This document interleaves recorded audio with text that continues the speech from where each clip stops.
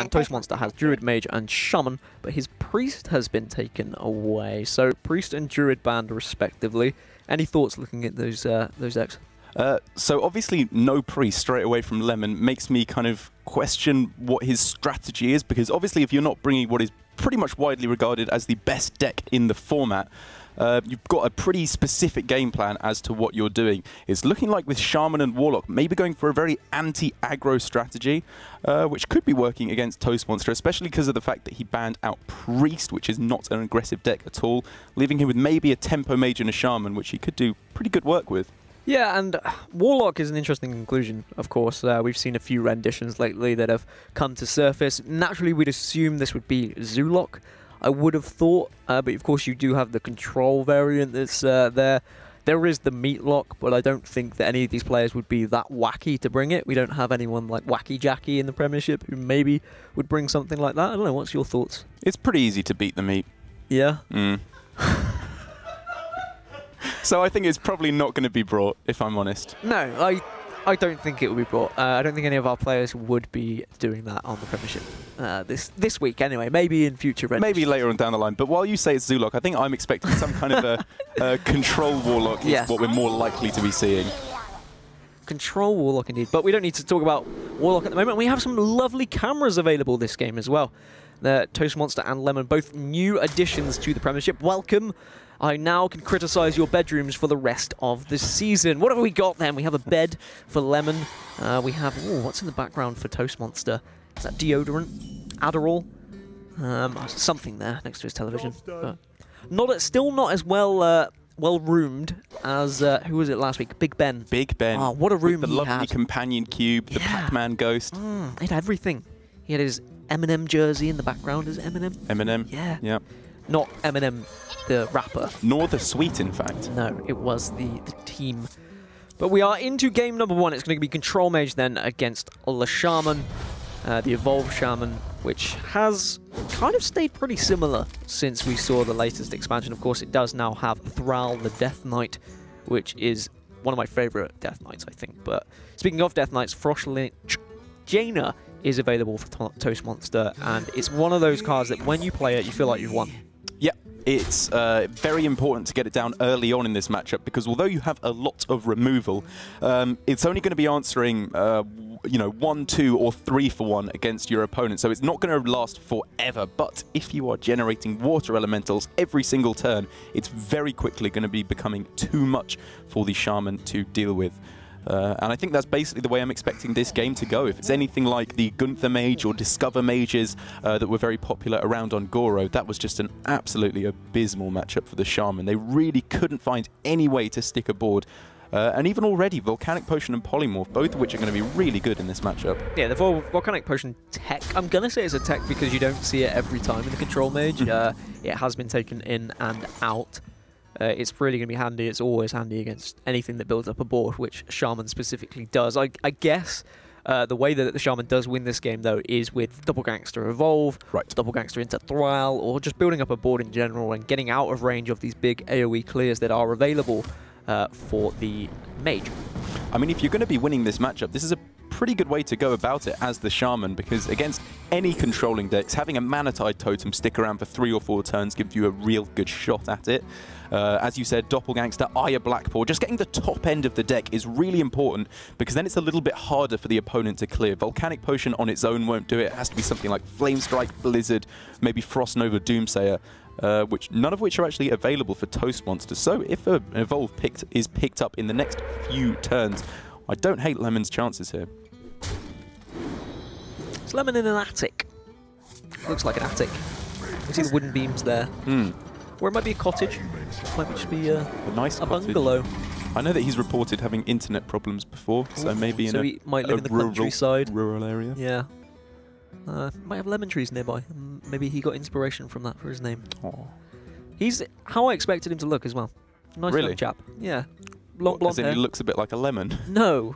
No, that's not what I was suggesting at all, thank you very much. I just expected him to have blonde hair. I don't know why. In my head, I just pictured him like that. Probably his Twitter picture of him. Oh, yeah. That would help.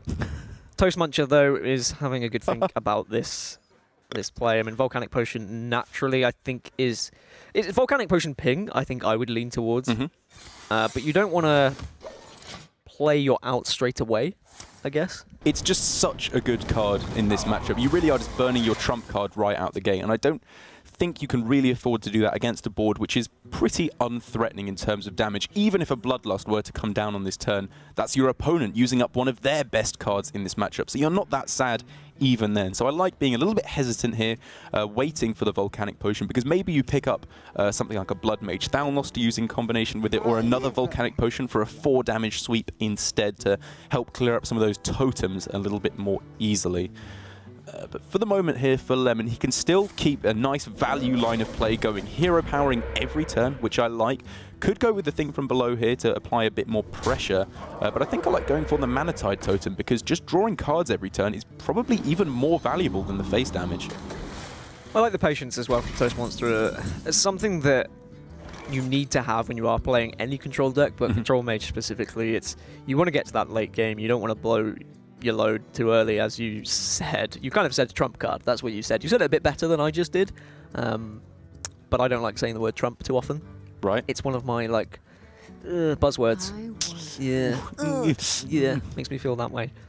So I'm not going to say it again for the rest of the broadcast. So options now for Toastmonster. He can, of course, Volcanic Potion and ping. Now, if he wants to, just leave the totem on the board. It's not doing anything. It is just a 0-1 that would buff up anything with charge, but I don't think he's too bothered about that at the moment. But again, keeping his cards close to his chest. Yeah, I think the only thing you need to kill off here is the Manatide. As I said, it is one of the ways you just lose this matchup, and it's much more important you kill off. But he's instead going for the Flame Tongue here, which... Okay, Flame Tongue is a really high-value target, but given the fact you're not actually playing any minions of your own, it's only representing 4 damage, which isn't that high. I guess your opponent has a lot of cards in hand, but if they can, as a Shaman, to get those really powerful boards, you need to condense your cards together. You need combinations of cards like Doppelgangster Evolve, going wide on the board, and then Thrall Deathseer. Just having Bloodlust drawn gives you so much more damage potential. So I probably would have preferred killing off the Manatide Totem and then just going with the plan of grinding your opponent out. I think that line of play would suggest that he was leaning towards Volcanic and ping next turn. Okay. It does get Mirror Entity onto Ire, which is actually massive for him. A really nice minion to work with. It becomes awkward for Lemon, which he has to deal with as well. I mean, he just wasn't expecting Mirror Entity there, was he, going with that line of play? And you often wouldn't if you think you're playing against a Control Mage, right? So yeah. Blizzard is nice, but it's still not removing the Manatide Totem. And if you are as adamant as you are, or as you have been, about how important this Manatide Totem is, then perhaps Blizzard isn't the best line of play here. Yep. I prefer the Volcanic Potion if you are going to use AoE removal in this instance, which I think is starting to get to the point where it is worth it. Because of the fact that if you're just killing everything off, Blizzard becomes a lot less valuable because the freeze effect really isn't doing all that much. But after we see something like Doppelgangster Evolve or Doppelgangster Thrall, then the Blizzard will be a lot more useful, buy you an extra turn. Because at the moment, we might not even have to see the line of play of going with Frostlich Jaina, super late game value, grinding your opponent out. We could just see the burn plan with Alexstrasza coming down on the next couple of turns. If your opponent can't even pop your block, you've got a real good shot of killing them off. Yeah, especially with Glyph in hand as well to look for more burn. I think I was leaning towards, I've said leaning towards a lot. I was thinking about Bone Mare being played here as well for Lemon, naturally just making that Manatide Totem that Toastmonster has been so reluctant to kill, but he has the perfect answer for it now in Firelands Portal if he wants to use it. If he's greedy, you could go for a Medivh, but I think Firelands Portal is naturally... Oh yeah, I think you've got plenty enough value in your hand at the moment. That's not really what you're worrying about. And you've still got a chance to get Medivh into Blizzard or something like that later on down the line. So I like the more immediate line of play, preserving your health total above getting an extra 7-drop out of the Medivh, which, as I said, is a bit too greedy. And it's looking like we're actually going to be in a decent spot to go for an Alexstrasza on the next turn. But if your opponent really develops on the board, you can go for a Blizzard. But if we're somewhere in between, maybe you just go with Frostlich Jaina and start pumping out those water elementals every turn. Yeah, it's going to be a tough situation for Lemon now. I mean, realistically, he wants to build up as much of a board as possible to try and entice some of this AoE from Toastmonster, and then drop something like a Doppelgangster into Evolve that could really try and kill this game off. Which I think he might be considering it now. I don't like it. I don't like playing a Doppelgangster without any Evolve go along with it. Well, the thing is, you've got a really full hand as it is, and if the game goes on for a few more turns, to be honest, I think there's so many cards that just shut you down. Like the Frostlich Jaina is really bad for you, Alexstrasza would be really bad for you, so I wouldn't hate just going for the Doppelgangster there, but yeah, probably better to go with this line of play because it develops pretty much the same amount of stats, and you can get a Manatide Totem on the board as well. Flame Strike being picked up straight away is pretty juicy. We'll extract the juice from Lemon, to be precise. Flame Strike ping, and then trading in deals with the whole board here, so I'm struggling not to want Toastmonster to play that play.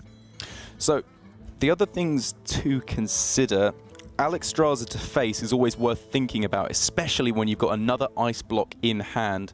But because your opponent can fairly likely pop your block here, they'd need a Flame Tongue Totem, a Jade Lightning, or a Bloodlust to get you down to the point where you can be killed off on the following turn.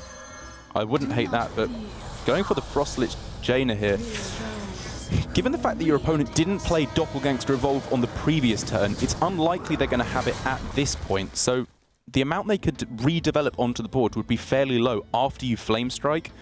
But I guess just getting a Water Elemental every single turn might be worth it to delay that Flame Strike for another turn, because you're probably not dead here. Yeah, I mean, I was very much heavy on the Flame Strike play, but I guess then I was playing into exactly what I said Lemon wanted, which was drawing out as much removal as possible so that you can play Doppelgangster into Evolve in the following turn. And Toastmonster is saying, actually, if I do this, I still have my removal for a little bit later. I've got Blizzard then into a Flame Strike in case this board gets absolutely crazy and gets out of control. But really, Toastmonster just has so much options available. And this Control Mage is devastating, really. The amount of powerful cards that it does have, and the power of Frostlich Jaina is crazy as well. I mean, this is the matchup it is just absolutely begging to get. Even in a really good scenario for the Shaman here, where we saw powerful threats coming out like the Aya, the Jades are at a decent level, lots of cards being drawn off of Manatide Totems. He left it up for something like 3 turns, which is exactly why we have so many cards available here for Lemon. It's still not even looking that good. We can see here, yep, Blizzard or Flame Strike both would do a perfectly good job. We are going to be getting another Water Elemental every single turn from here on in. I just don't know how you come back here as the Shaman. Yeah, I think it was a struggle for the Shaman from the get-go, to be honest. An unfavourable matchup, even with having the Manatide Totem on board for those extra few turns to draw those extra cards. I guess this is the way that you potentially get back into this game, is getting something huge from the Doppelgangsters. Do you coin out and play all of them? It looks like the answer is yes. That is 6 6-drops. Let's see what we got in store. Some pretty good ones, actually. Wow. The Bone Drake is fantastic. Blackguard. Am I allowed to call it Blackguard? That's kind of like Blackguard. That's how you're supposed to say it, I think. But nobody does. Like in Sherlock Holmes, they call people blackguards. Do they? Yeah. It's like an old-timey insult. I mean, you can call them whatever you want, to be honest. Right, okay. You say things a little bit different to me. I just bring that down to accent, okay, usually. So the frilly-headed Hornswoggler here is really nice here for the Shaman. I know it well, but unfortunately, regardless of the fact that, yes, it was a pretty good Evolve, the removal available from the Flame Strike should be enough to kill this game off. Yep, it is simply too much. Yeah. And combined with an Arcane Explosion that you've just picked up as well. So, yeah. I'll take that. Would you?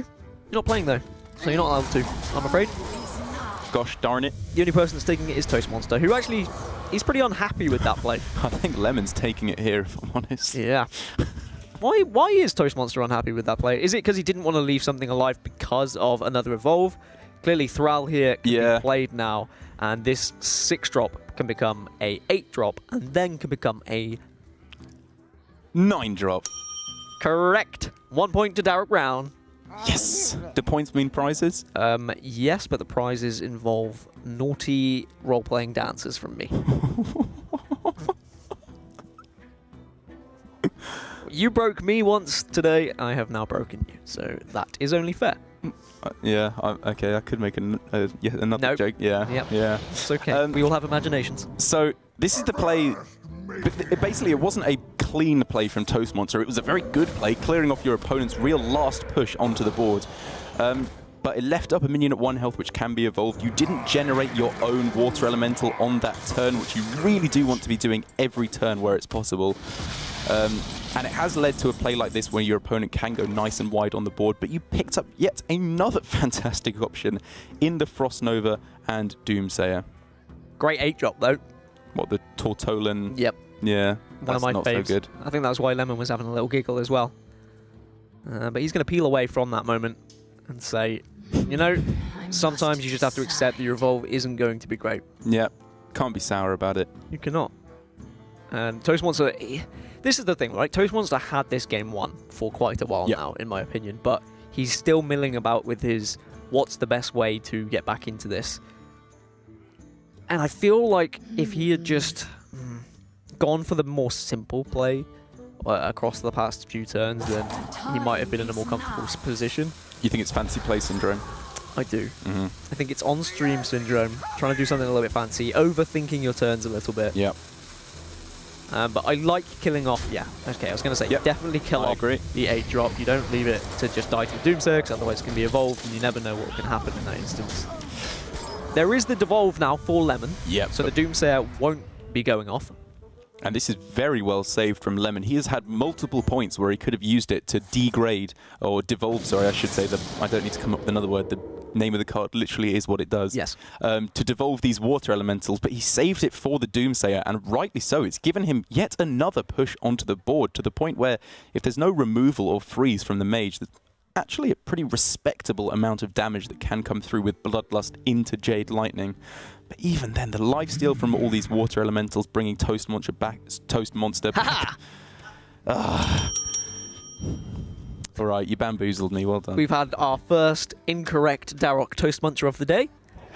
And what are you, Darrock? I'm the Toastmonster. Yes, you are. You always will be. The choice is mine alone. So now for Lemon, he's trying to decide what he wants to evolve here. Unfortunately, low rolls the hell out of that one. Yep, giving us the seems good there. What are you going to do? Oh great, Hearthstone's done me over again. One of those days, huh? One of those days, indeed. Oh, it does get Divine Shield, though, actually, from the Steward of Darkshire. I guess that's not the end of the world. It's still not great, really. There are 1-drops that have Divine Shield as well. Yeah, it may not be the end of the world, but I think the end is coming. Yeah, I mean, it's all well and good having Bloodlust, but there is still an Ice Block there. There's still Alex Straza there. There's still another Ice Block who's available as well. So it's good that Lemon's been able to delay this game to this point. I don't know whether it's down to Lemon's plays, as it were. I think it might be down to Toastmonster being a little bit reluctant to go for the simple plays, but in the end, Toastmonster should be able to come victorious here. Yeah, especially because if Lemon is following the trends of current deck lists in Evolve Shaman, Orange in his Summer Championships lineup, which was just revealed a few days ago, is running 1 Bloodlust to try and counteract these aggressive matchups, which we've actually seen, fairly widely represented in the ESL Premiership. So maybe Lemon has just got the one of those in his deck to try and beat aggro even more consistently, which the Shaman is already pretty good at. And the problem is these water elementals are just so pesky as well. So very annoying. They're going to keep gaining health and keep freezing as well, but maybe he can get something crazy from these 0-1s if they ever die. I guess the Bloodlust would certainly help that. We could have seen there, if Lemon had wanted, that he could have given the Frozen Champions Divine Shield. Do you think that was on purpose, that he killed off the Steward of Darkshire first? I don't think he would have considered it, but he should have done it on purpose because you want to be able to kill them, right? Sure. You don't want the Divine Shields on them because the only way you're realistically going to kill them here is with a Bloodlust, or you're hoping for some removal from Toastmonster. But you've seen one Blizzard already. You've seen a Flame Strike already. Right. So you want to put it in your own hands of putting some legendaries in your own hand. in your own hander. And here we see we've got pretty much solved lethal over the next few turns. There's no taunt, or over the next 2 turns, sorry, from Toastmonster. He can Alex Straza the face, bring his opponent down to, what, +2 down to 14, and attack him with the weapon, and then attack him with the weapon on the following turn with the fireballs. But I guess he doesn't want to play the Alex Straza, would rather save it for defensive purposes, perhaps. Yeah, I think it works fine this way. It makes a board that's nigh on impossible to deal with, to be fair. Is there any legendaries that you can pick up that can really swing this game? Rag that you Light can Lord? play for 5 mana. Ooh, that heal you. Yeah. Blood Queen Lanafel with Lifesteal? Maybe? Still think we're Yeah, reaching, aren't we? Pretty dire. But this game has got a lot further than it should have. Yep. Let's be honest. I would quite like Toastmonster to get up, put the Captain America t-shirt on, and flip up his attitude and say, right, I need to play the way Captain America would play, all right? For the people. Well, the way Captain America would play would probably make some kind of witty quip about how it wasn't there in the 50s, and what is this toaster with a screen doing here, or something like that. Yeah. I haven't watched the Avengers in a while. No? No. I can tell. But it's okay, it still made me chuckle a little bit. A little bit, that's all I can ever hope for. But still a lot of decision-making for Lemon, and now it's just actually praying for something crazy. Spell damage here is not nothing. It's also not nothing. Yeah. As eventually the game comes to an end, and Lemon's having a little think to himself, very emphatically there. I like players with animation. It's good to have webcams back. We didn't have webcams in the first game, and that made me a little bit sad. Yeah, it's nice to have a little bit of personality added in. I think after, if we see Leroy with a webcam today, we'll probably be begging for less animation. Please. Please, Leroy with a webcam. Less RNG, Please get it fixed. Toastmonster takes game number 1 in this series with his mage, and now he's left with Shaman and Druid. Lemon still has Warlock, Rogue, and Shaman to play with. And overall, that game, I think, was always going to go in favour of the mage. Lemon certainly had the chances from Toastmonster, like leaving the Manatide Totem up, for example. Maybe that was a way he was going to get it, but having Frostlich... why can't I say that card name? It's a bit of a weird name. Can you say it for me? Frostlich Jaina. Thank you very much. I was kind of hoping you were going to mess it up as well, so then I could be like, haha, I'm not the only stupid one, but I am the only stupid one, it would appear. Bet on the wrong horse this time, you chumpo. Okay. Bazinga. So we are going to see Zoo now from Lemon. I can't remember the point that I was going to make about Frostlich Jaina. I think I was just going to say that she was a good card, to be honest. That's usually the go-to. And I think it's not what Lemon was expecting either, because it was in terms of classes, I think the exact same lineup that Green Sheep brought. But Green Sheep had the aggressive tempo Secret Mage rather than Frostlich Jaina Mage, which would have been way better for Lemon. But at least this matchup, at least traditionally in terms of Hearthstone, is significantly more weighted towards the Zoo deck. And what I like about the Premiership, but just... well, yeah, what I like about the Premiership is that week 1, of course, it's a little bit random. You don't know what your opponent's going to be playing, but then as of week 2, you can go back, you can watch those rebroadcasts, and you can say, right, this is the lineup that they've brought, and then you can start making assumptions on what you think they're going to bring. Are they going to play the same things? Of course, we did have some games that were off stream last week, but those VODs were made available, and the players were able to watch those games as well. And I believe the admin also gave them the information of what classes were banned as well. So a very fair, even playing field, and that's what I like. It doesn't seem, though, like at least it's Conquest, so, you know, the pick order, you do just want to go random. But in this particular instance, it hasn't worked out for Toastmonster. Oh, Lord save me. Hasn't worked out well for Toastmonster in this instance. I mean, the thing is, we could just call him Toast, but then there's confusion. You've ruined me. There's too many toasts in Hearthstone. Yeah, a lot of bread. Not enough lemons, though. And you know, when life gives you lemons, you make some lemonade. I'm sorry, there was no banter there. There wasn't, but at least you finished off the saying. That is the saying. Yeah. Yeah. Okay, I'm glad we were on the same wave. Length. Finish that one too. Yep. No, there's so much I want to say. Okay, so Nourish is available for Toastmonster, and he's already behind on board, and I guess you're really searching for something like a Spreading Plague to get you back into this game. Yeah. would really be handy against Zoo, but the pain is going to be brought by Lemon if there is no immediate answer. You've just got Bone Mare available, there's Doomguard there as well, but I suppose you'd be reluctant to play the Doomguard in fear of throwing away the Bone Mare? Yeah, well, I was going to say it's a tough turn because coining Despicable Dreadlord, it's only the stats. It's not doing anything to your opponent's board. Obviously, coining Doomguard, as you said, you don't want to discard that Bone Mare, and you kind of want to save the coin anyway to go coin into Bone Mare on turn 6 for the extra surprise factor. But Prince Keleseth, with the tap even, smoothed this out perfectly. All your minions you can be playing now are going to be really nicely buffed up. You can just dump everything out of your hand and hopefully follow up with the Doomguard for surprise lethal afterwards. All of a sudden, it's looking very nice for Lemon again. There will be the temptation to play Doomguard, especially now that the Doomsayer has come out as well. You want to answer this Doomsayer, you want to get control of this board still. By playing the Doomguard, can you kill everything off? Yes, I believe you can. So I think that might be tempting here. Yeah. Oh, you could, I suppose you could sneak in on this turn a coin into Mortal Coil first, but it's probably not worth it because you kind of want to be discarding those cards, and actually a pretty fantastic discard. The coin, obviously, you want to get rid of. It's only a coin, and the Bone Mare is really what you want to be saving, and he got it.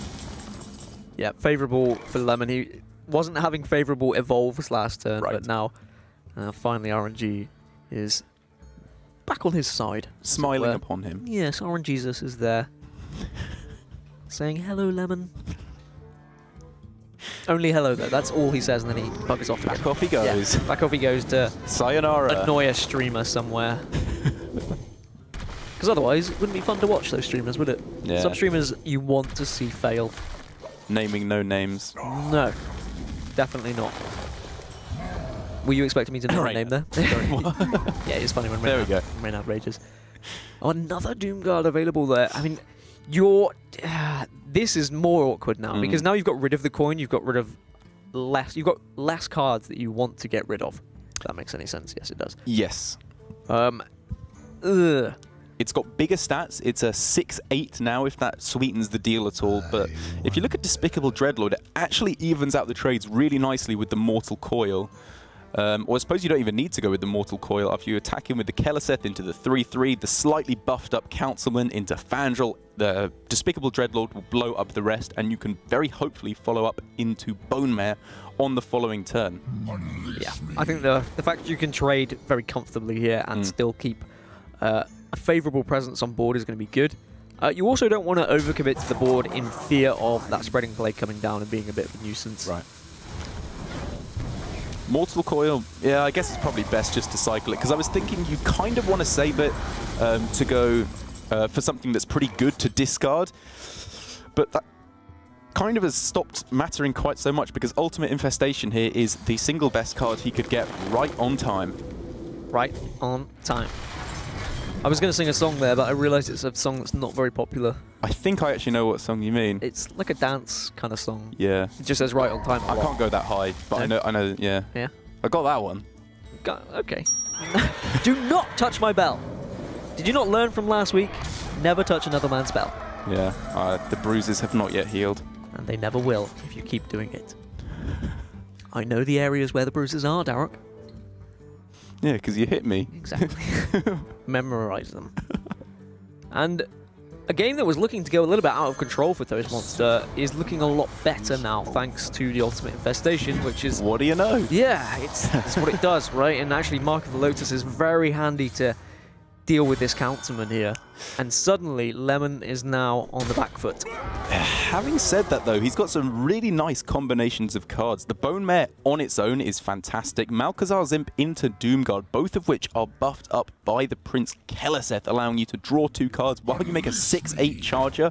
That also looks pretty good to me. Starting, definitely not at the point which you can find yourself in Zoo, where you've done a few tries to stick on the board, it's all been cleared off, and you're just top-decking rubbish, especially because I think it's very, very likely that we see the Blood Reaver Gul'dan somewhere in the deck, potentially to be top-decked, and bringing back a pretty impressive suite of demons. And the good thing for Lemon is these Jades aren't very large yet. That's true. Yes, okay, Toastmonster has found the answers, and he was able to compete with the board, and he still can compete with this board as well. He's got the likes of Swipe, he has Spreading Plague available as well if he wants to use it, but you're not building up any real presence, and because of Keleseth, you're looking at facing very disgustingly heavy, angry, big minions turn after turn. They're going to continuously be top decked by Lemon. It's like closing time at the local Mackie D's. My local Mackie D's is 24 hours, so I don't know what that reference is. Oh, right, okay. Sorry, what happens at closing time at Mackie D's? I claw at the windows after a night out. Ah, shame. In America, they have 24-hour breakfast. No way. Imagine. I would love that. I'm always too late for breakfast. I know. Who wants a burger at 10:31 a.m.? This guy. Oh. I did the thumbs. I should have said who's got 2 thumbs and wants a burger at 10:31 a.m. This guy. Yeah. Then people who would. Then you'd ring the bell. Then I would. Yeah. Then I would have rung the bell. But instead I will. Now Lemon is actually starting to put a crazy amount of damage onto this board that Toastmonster really needs to answer sooner rather than later. Spreading Plague kind of sucks as well, and against such an aggressive, well, I shouldn't even say such an aggressive matchup, such a board-focused matchup like Zoo, you really need your Spreading Plague to be getting the work done. We could see both the minions attacking in Spreading Plague, Doomsayer, something like that to try and get the Doomsayer to activate. I know certain players have been calling Spreading Plague into Doomsayer the same thing as Frost Nova Doomsayer, but it just might not be the same here. When we have Doomguard and Mortal Coil and Soulfire as well for so much burst to push through anything the Druid can put down. If he does have two taunts on board, then Lemon does have a lot of options. The only problem is that the Doomguard or the Soulfire could discard one another, right? So ordering's important, it could punish you. There's definitely not a guaranteed lethal in some instances. My turn is not. But thanks to the Mark of the Lotus, it does mean that this 9-7 can be cleared up. It can, but the stat lines are just too perfect when you factor in the Mortal Coil and the buffed up stats from all these minions due to Keleseth. It's kind of working out exactly as planned, but because of the fact that you can run no other two-mana minions in your Zoo deck, a lot of the buff effects come from actually just playing Prince Keleseth now. You're not running Direwolves, you're not running even the Defender of Argus that we've seen in a lot of previous iterations of Zoo. What you're seeing instead is Keleseth, and it's working out amazingly here as we see 2 more cards being drawn as the 6/8 Charger is thrown down. And I think you trade. Yeah. I like trading. Now Spreading Plague does get a little bit more value. Ooh. Ultimate Infestation is tempting, but you are looking at 12 damage already flying towards that bearded face of yours. So I like putting taunts down and the Doomsayer behind it, and begging the question of how do you deal 7 damage to it after clearing taunts? Yeah, this is much more like it. This feels a lot more like the final stand from Zoo. If you can get past this, because you have an ultimate infestation in hand, you've probably just won. Do you take 6 here as well? I think you do. You go down to 12? Yeah, I think so. You've seen double Doomguard, the Soulfire was discarded. The amount of burst that can actually be done is significantly lower. Going face. Ooh. Now, if another Doomguard comes off the top, there's always the chance of Doomguard plus Mortal Coil or something like that that could have punished you. We've already seen both Doomguards, though. Oh, yeah, of course we have. I'm glad you're on the ball. It could be Blood Reaver Gul'dan, however, which would summon back one of the Doomguards. Unfortunately, you can't kill off your second one in order to re-summon it back, as there's no Mortal Coil in hand. And I suppose you wouldn't even be able to play that with the Blood Reaver Gul'dan. But I suppose there was potential for another Doomguard to be brought back, but even then, it wouldn't have got the job done. Oh, actually, how many Despicable Dreadlords have been played? I think it might be... Would it have, though? Because could you have played it, Blood Reaper Gul'dan, and then your Councilman would have gone up to 7? So then you can use a Doomguard, no. Oh yeah, it wouldn't quite work out, would it? No. Very close, though. Almost. I had faith. My faith has been shattered. Yeah, he was just thinking maybe there's some way I can pull this back. Maybe trying to not top deck patches is his game plan. I think it looked like it could have been a mistake, but just saying, if I am going to win this game, it has to be Blood Reaver Gul'dan right now. I mean... I like it. I love it if that's actually what it was. I think it was. Then I love it. If it wasn't just a, can I clear this? And then you don't. He hits it. What a play. Wowzers. Wow. shadow. I mean, well deserved there, bringing you back a huge amount of stats on the board. I didn't realize it was quite this much. Holy moly. Is No there a way? spreading plague inside. Is there a way back? Oh my lord. There it is. Okay, well, this is just karma in action, isn't it? You get the Blood Reaver Gul'dan, fine. I respond with a spreading plague right off the top. Spreading plague into what, though? You have a swipe that can deal with something. Maybe one of the 5/2s. It's not great. Yeah. A tangled. I guess that's all you can do, though, really. You could do a hero power plus maybe Crawler? or Jade Idol. Double Jade? Yeah. One Jade Idol. Jade Idol makes more sense, yeah.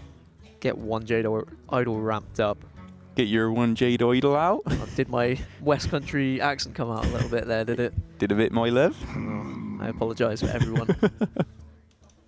From the West Country, all one of you. No, they don't mind. It's everyone else who hates the West Country accent. Oh, That they don't want to I hear think it's it. nice. You like West Country accent? Yeah.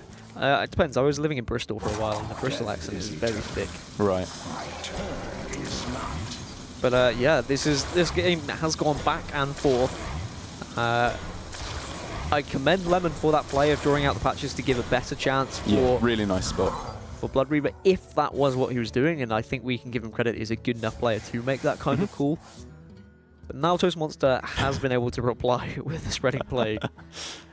Thankfully, these Despicable Dreadlords are effectively representing, well, kind of more than 6 attack each, because they're dealing a huge amount of sweep damage to all the remaining Scarabs. But is this going to be enough? You're getting 2 4s, I suppose, with the Voidwalkers. You can kill off every single... Oh, well, the majority here. Oh, actually, no, with the hero power as well, you can kill off every single Scarab here. And all of a sudden, then it has to be cleanup from your opponent. No more Spreading Plagues. It's only going to be removal that will save them. The swipe is in hand for the Druid, which is exactly what they're looking for. But on its own, I don't know if it's going to be enough. And it's so important that the damage, the one damage is dealt on the opposite side of the board and not every minion as well. Otherwise, that's why this card is good, right? That's why it is so crazy. But is there enough removal here to survive for Toastmonster? Oof, you can kill off a lot of what's going on here with the hero power, and then you attack into the remaining minion.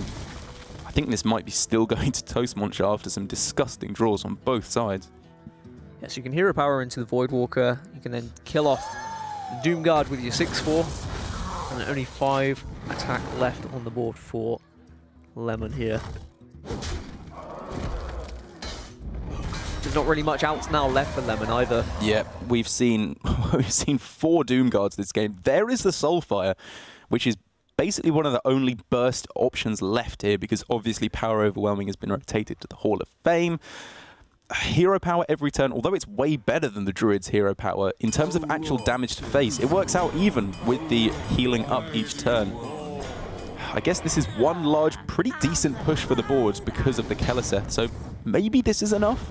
Yeah, quite a lot of Taunt. There's no removal left for Toastmonster as far as I'm aware. You've got 7 burst. Only deal with 1 of these minions. Realistically, you want to be using your hero power to actually gain armor. What are you looking for, though? You can nourish and look for more. I mean, even just the fact that he drew 2 Jade Idols on the last 2 turns, it's because he shuffled them back into his deck. I mean, I can't see how many cards are left in his deck. I imagine it's very, very few due to the fact that we have seen 2 Ultimate Infestations so far. But yeah, you're right, he has just got to dig for something to dig him out of this situation. Dirty Rat puts a little bit of a barrier in the way. Yeah, it's not bad. But is it enough? You can deal with one of these 3/4s. I don't think it's enough.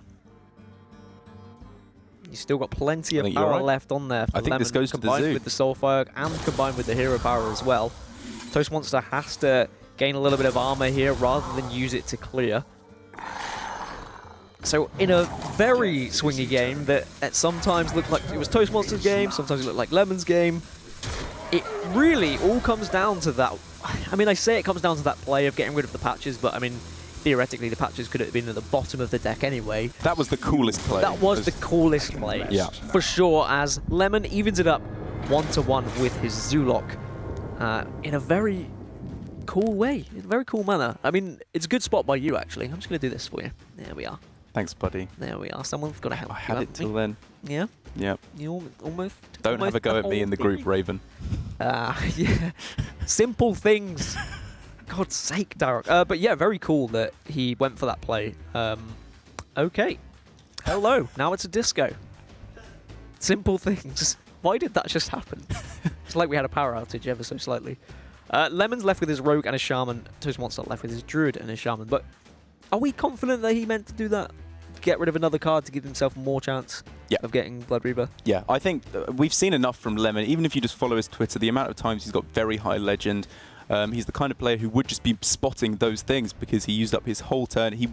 Because even if he thought maybe I can fit enough actions in to close out the to kill off the Doomsayer, he would be wrong. I don't think there was any way to kill off the Doomsayer there. So, as you said, a very cool game, and also just kind of acting as a wake-up call to any player, given how new the newest iteration of Zoo is, to thinking you can grind them out in the late game. It's just not going to happen now that Blood Reaver Gul'dan is in the deck. And without it, that would have been 2-0 to Toastmonster. That's true. If he hadn't have drawn it, and I don't know what the odds were, maybe a 1 in 10 perhaps of how many cards Lemon actually had left. I think maybe we'll think about installing a card counter. Potentially. We'll get that done in the Premiership at some point. That'd be nice. Yeah, just some card. Just a number on the side. Oh, a nice 23. Ooh, that'd be nice. Lovely, wouldn't it? Lovely. So now all the anti-aggro tools available for Toastmonster instantly. Wrath, Dirty Rat, and Doomsayer there. At the spot where even a Flame Tongue Totem off the top wouldn't kill off this Doomsayer if it were to come down right now.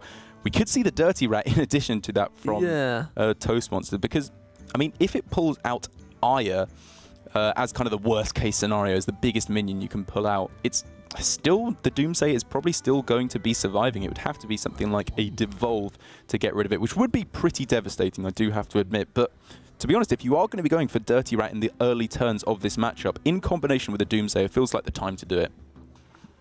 Dirty Rat's always been one of these cards that I've not enjoyed too much throughout Hearthstone, mainly because of personal experiences. Agree. But I like it when it is played in conjunction with something that does deal with whatever you pull. Sure. When it's just played on its own, I don't like the card, and I think it's annoying, and I think the player playing it is going for something random and hoping for the best. But when you're making a calculated decision of, this is what I could pull from my opponent's hand, and this is how well I can deal with it, then I'm okay with it.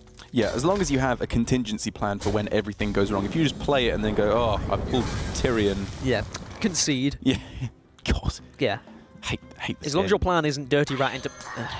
well, I mean, Wrath is something that can deal with something, so I'm okay with that as well. Wrath can deal with, actually, most things. It could deal with Aya, and then that denies a Jade. It can obviously deal with Doppelgangster, as well as obviously any of the smaller minions. Thing from below is really the only thing you'd be super afraid of. And it works out. Let's work out. Now Toastmonster can start to take a lead on this board. Thankfully for Lemon, Thing from Below was available to compete and contest. So it's, I mean, for Toastmonster, it's just surviving until turn 10, but I say just surviving, it is going to be a very, very tall order because it's Doppelgangster evolved on turn 5 with the coin, followed up by Aya Blackpool. This is going to be a nightmare to try and survive until Ultimate Infestation, and maybe if he gets to that point, it won't even do it because there's a Bloodlust as well. This is a fantastic anti-druid hand with some really good results off of the Evolve as well. Yeah, and the fact he had Thing for Below as well, which of course becomes a 7-drop, and I mean, the Curator's not the best, but Argent Commander getting charged there. Is he thinking about not attacking with it? Oh, okay, there we go. Yeah, I was going to say, you definitely kill that off. But you're completely right. Now, this is very awkward for Toastmonster.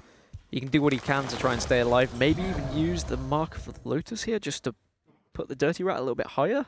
It does help smooth out the trades. You can then actually kill off the Curator, and I think killing off every minion you can is pretty important against the Shaman because of Bloodlust, because of Flame Tongue Totem, all that stuff you know and love from the deck. But this is just showing no signs of slowing. There's no earthly way of knowing when the rowers will stop rowing. This Patch is still in deck as well. You can Bloodsail Corsair into Bloodlust. Patches deals with the 3/3. I think he played that on turn 1. Did he? Was I memeing? Probably. Yes. It's a safe assumption. It is a safe assumption. Yeah. Yes, it is very, very safe. I will pay more attention. I'm sorry, Darok. I've let you down. I've let my family down. You let the school down. The school down. I've let production down. Sorry, lads. just a little bit, not quite enough, and it is a little bit too late. The Jade Idol is just not going to be enough to take this game back. So close to Ultimate Infestation pulling this game back, as we've seen multiple times tonight.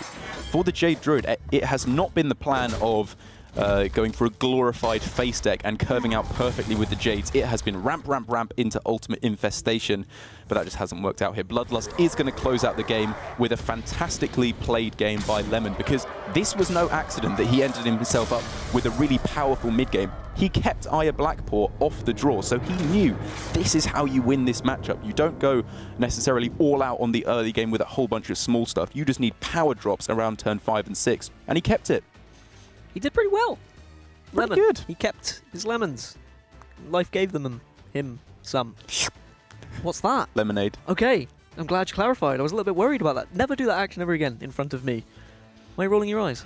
Yeah, I am rolling my eyes. Why? That was some lowbrow humour, some low-hanging fruit. Ah, clever. But not quite clever enough for the banter bell. Lemon now just has his Rogue remaining to take this series, and that would be him at 2-0.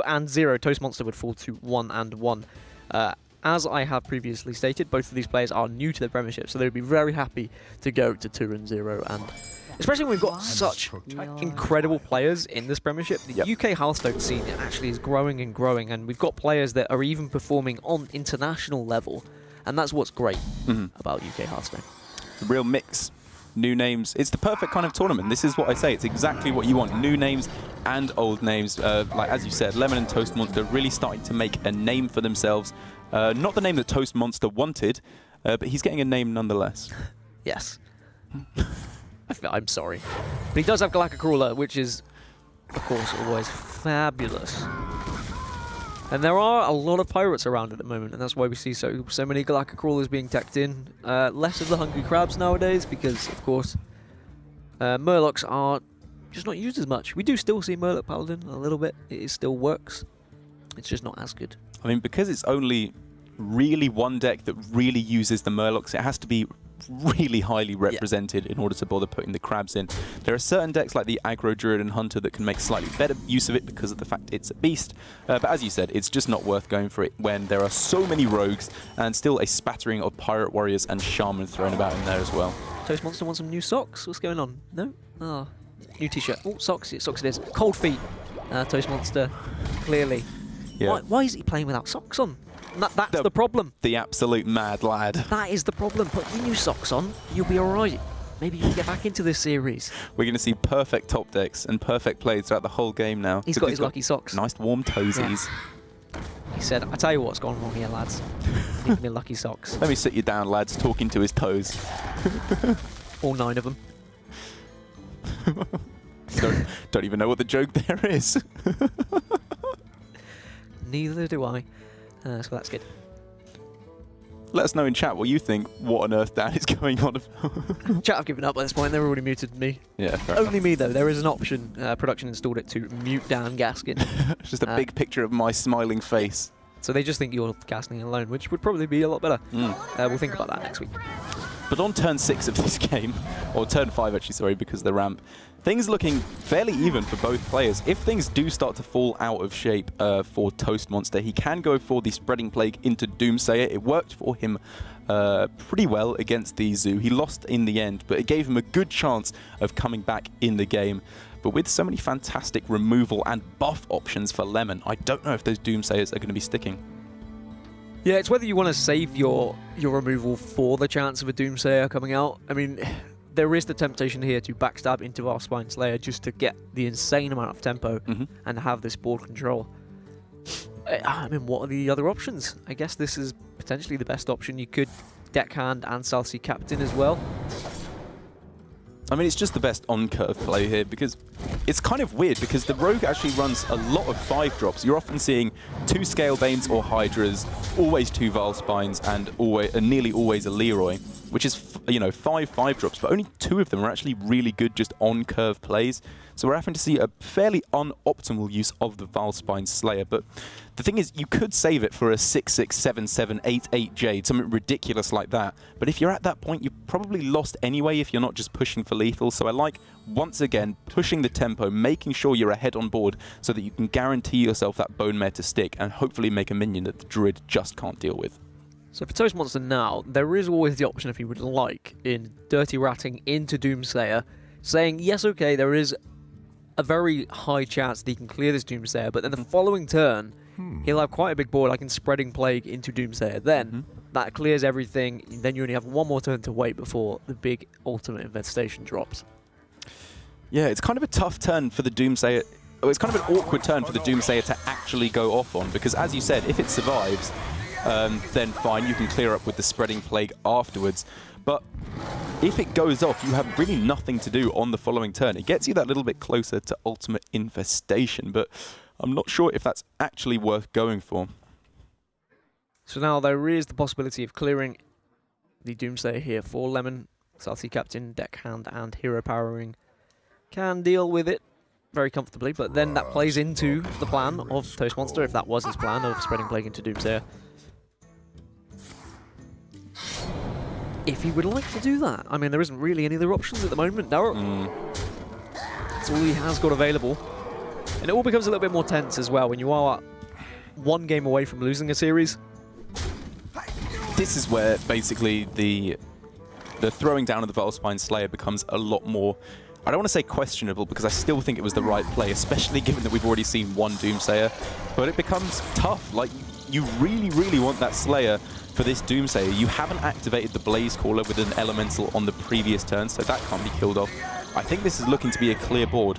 Thankfully for Lemon, though, it is not leading into an ultimate infestation turn, so unless a decent-sized minion is picked up on the following turn from Toastmonster, from Toastmonster, he will have nothing to do. You're looking forward to this series finishing, aren't you? Just turn myself off and on again. There is an off button on your microphone if you really want it. Twitch chat won't appreciate it because then they'll be able to hear nothing. But maybe they will appreciate it. Who knows? Throw some kappas in the chat. Don't do that. That will annoy the admins. Already done. Already let loose. Look at the game, Dan. You can't even cycle these rats. That was the worst draw that Toastmonster could get. But I mean, I don't think he really cared. Well, he does care, because you can see he's very animated at the moment. But the fact you've got Ultimate Infestation now, it is nice. It's not as nice now there's a 6/6 available. And by available, I mean just plonked onto the board. And because there's no option for an Innovate into Hero Power to deal with this. Yeah, you still got to go for it, though. It's just going to open up your options so much more next turn. Now that you've got 2 Mark of the Lotuses, you're really looking for some kind of a minion that makes other minions, be it Aya, Behemoth, Spirit, Spreading Plague. There's a whole bunch of good stuff that will make these Mark of the Lotuses really, really powerful in this matchup. But until then, this hand is actually looking pretty weak for Toastmonster, which might give Lemon the time he needs to capitalize on that slow play from Toastmonster and pull back another big board, especially because we've got some pretty meaty drops in hand for Lemon. Yeah, it's whether Lemon wants to trade off here, the 6/1 into the 5/5, and then play maybe Firefly into Bone Mare to have a more powerful overall board, which is, I think, what I would go for, and it's clearly what he's going for as well. But actually, no, he's going to Scalebane it instead and say, I think that at least one of these minions is going to survive, and then I can Bone Mare for the extra damage next turn. Yeah, I think what he's also looking for is making just one really big minion in the Cobalt Scalebane if the opponent doesn't go nice and big on the board, because then there's no way of dealing with it. And he's got a 10/10 with Taunt and a powerful effect that he can keep attack interface with and with the buffed up minions. But it's not really going to work out for Lemon, because we are going to see the majority of the board cleared here. And what time isn't spent clearing is going to be spent playing some pretty sizable Jades. So we can only... I mean, I was half tempted for double Wrath onto the Scalebane, but... Just look at what you've done to the board here. Yeah. This is so much more powerful than killing off a 5/5. And you're at such a high health total as well. You really don't need to be worried about surprise lethal. Bone Mare now available to, as you said, can go onto the Scalebane, make a big old 9/9. Or you can try and contest this board by putting it onto the Elemental, of course. This guy's toast. Yep. Oh, I was thinking he might be saying 9/9 to the 9/9. But he does go for it. Go on, give me a ding. That was worth it. Thanks, man. Oh, that sweet hit. Yeah. It hit the spot, didn't it? But this is still a pretty scary board.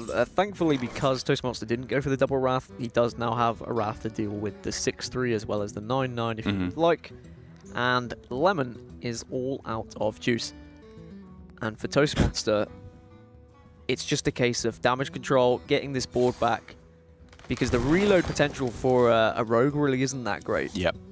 It's more, as you said, just relying not on refill potential, but powerful minions on curve. Pretty much no draw in the entire deck, so just looking for something at the top of the curve, like another Bone Mare, maybe Cairn if that's in the deck. Hydra? Hydra, yeah, maybe that's in there. Sometimes you see double Scalebane and Hydra, but it's probably sacrificing putting in the Hydras for the Scalebanes, but I don't think there's anything to do to come back against the Druid here. I think we're going to another Game 5. Which is always a fantastic way to start the day. And I was going to say start the day, but it's actually the second series, so it doesn't really matter. Lemon will now concede because Bone Mare's coming out, I would have thought. But, you know, you're still alive. You can trade off the 6-1. You can put a 5-5 on the board. In his eyes, you play it out. Do you play it out? What possible combination of 6 cards is so unimpactful on the board that they can't fight back against a 5-5? Yeah, I mean, you play it out for your own respect, dignity, I think.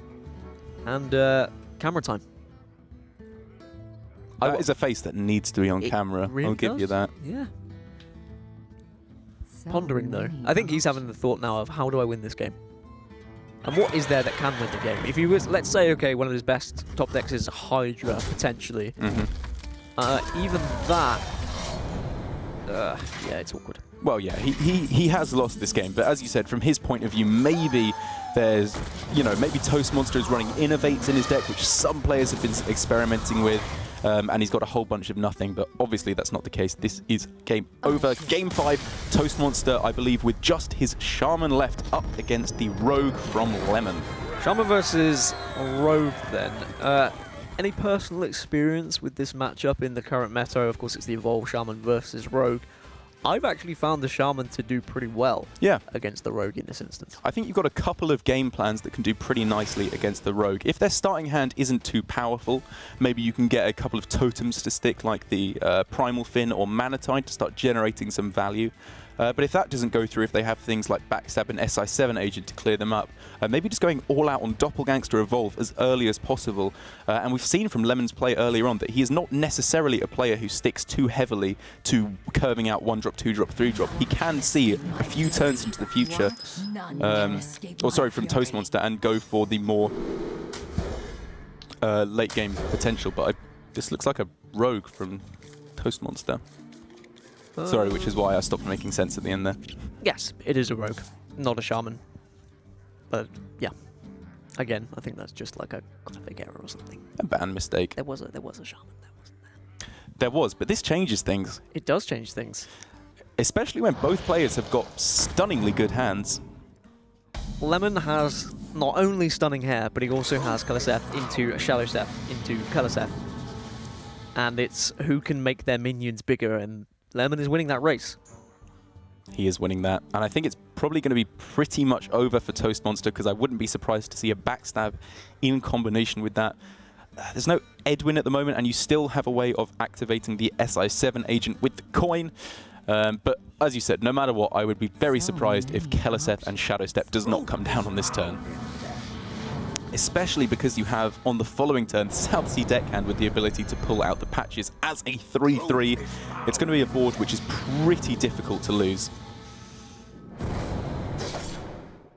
Tar Creeper can do a respectable job here of, I don't know, at least defending against this board, but you kind of want to go with a more aggressive line of play, which is why South Sea Deckhand looks a little bit better, but even then it doesn't line up perfectly against what your opponent's Rogue is doing, and you know you're so likely to fall behind on board afterwards.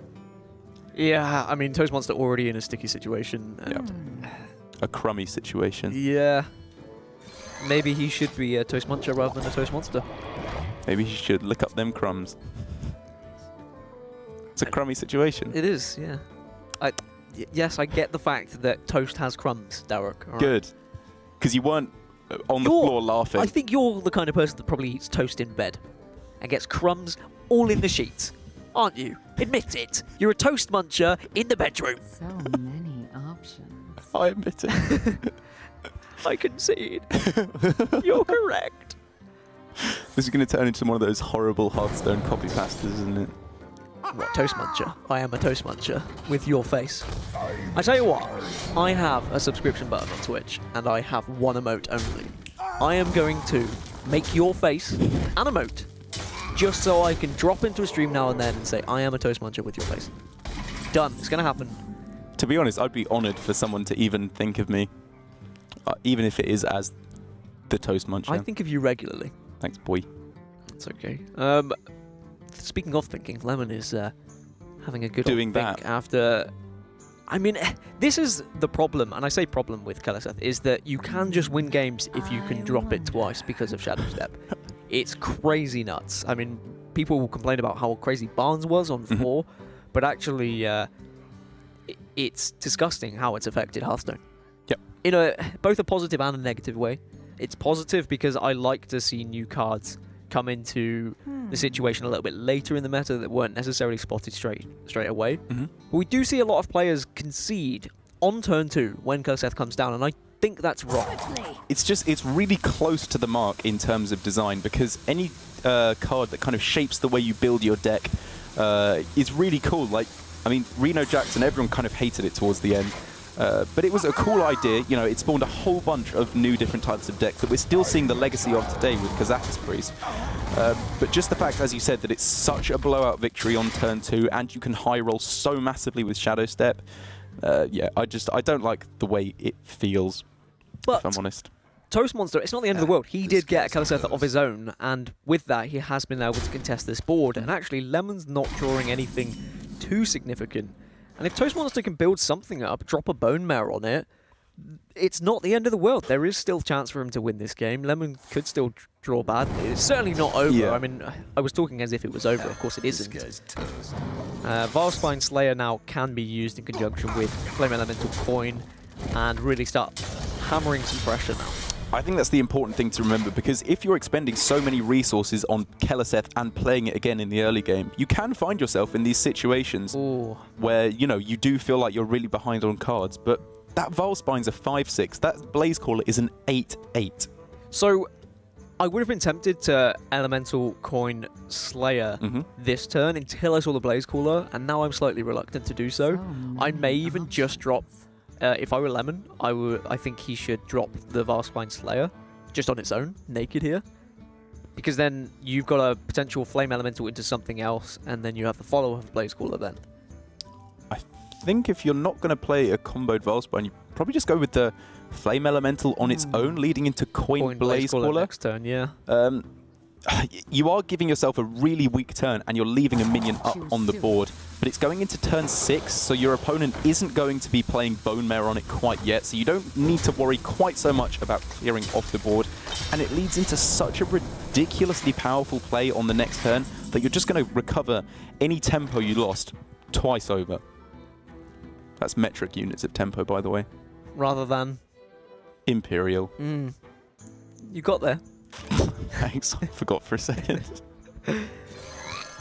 And but yeah, that's the play that Lemon did go for in the end, because it was what we were both getting at. I was a bit stupid in my suggestion, but I think saving... There was merit to your play. Yeah, I mean, saving the Slayer for its insane value that it can just destroy a minion straight off is, of course, something you always need to consider. Yeah.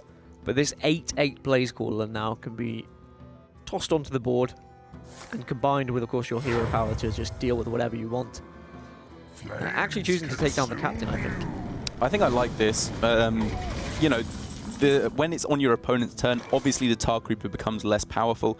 You're denying stuff like this with the deckhand by killing off the captain, and you can just ignore the Tar Creeper for the moment. Bone Mare is going to come down for Toastmonster. I didn't say it. If any cheap minion for Lemon can be picked up, the Vilespine Slayer, because he saved it, is a perfect response. We haven't really touched on the fact that this is an elemental tempo rogue either. Yep. I mean, it's not like it's something crazy. Of course, we've seen it before, but it is something that is a little bit different from the standard tempo rope that we've been seeing as of late. So credit to Lemon for bringing that. And now he needs something low. There we have it. That is perfect to combine with the Slayer to maybe finally put this game to bed.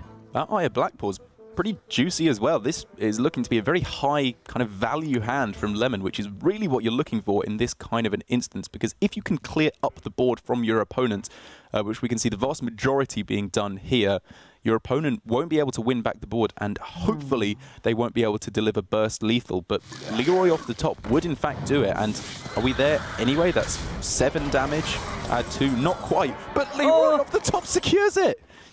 Oh my goodness. Toastmonster is just going over in his head. He's counting his socks as well as he puts the final blow into a game that looked unwinnable.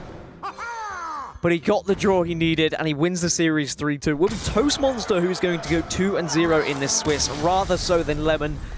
It's going to be a hard pill to swallow for Lemon. Certainly, he played their game, that whole series, very well. But sometimes it just doesn't go in your favor. And, well, hello, Leroy is going to be playing later on today, but of course Leroy Jenkins was, of course, very important in that last match. Right, that was the joke you're going for. Yeah? Okay. You got there? Got it. Okay, thanks. You really... No, it was a good joke. That was on me. I didn't get it. You're doing great. Next up is Hello Leroy versus Duncan, which I'm very much looking forward to. I'm hoping that Hello Leroy is going to have his webcam as well. But just final thoughts then on Lemon versus Toastmonster. You said that wrong, by the way, 4 times that series. Yeah, I know. That's pretty bad, actually. It is pretty bad, and I'm expecting a direct message from Toastmonster into your inbox to tell you you are a naughty boy. I kind of want that too. You want that to happen? Okay. Well, Toastmonster, if you are watching, why are you watching? That's cheating. But when you watch the rebroadcast, you can then do it and tell him he's a naughty boy. And That'll be nice. a fun time capsule.